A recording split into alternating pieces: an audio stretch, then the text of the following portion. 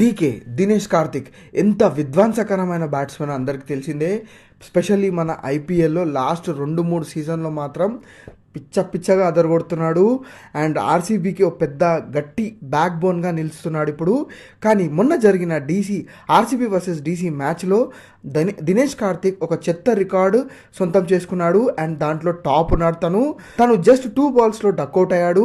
And తను duck out అయినాక తర్వాత సోషల్ మీడియాలో రోహిత్ శర్మ ఫ్యాన్స్ మాత్రం చాలా అంటే చాలా హ్యాపీగా ఉన్నారు. అంటే మీరు ఆశ్చర్యపోతున్నారు కదా, రోహిత్ శర్మ ఫ్యాన్స్ ఏంది, దినేష్ కార్తిక్ ఏం సంబంధం ఉన్నదనేది.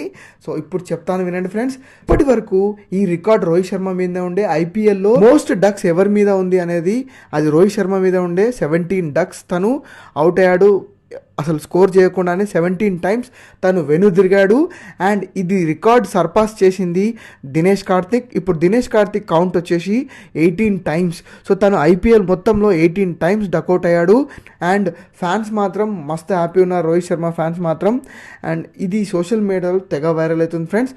ఆ తర్వాత టాప్లో ఉన్న దినేష్ కార్తిక్ తర్వాత రోహిత్ శర్మ 17 డక్స్, తర్వాత గ్లెన్ మ్యాక్స్వెల్ 17 డక్స్, ఆ తర్వాత 4th ప్లేస్లో Piyush Chawla 16 ducks, and 5th ప్లేస్లో సునీల్ నారాయణ్ 16 డక్స్ మీద ఉన్నారు.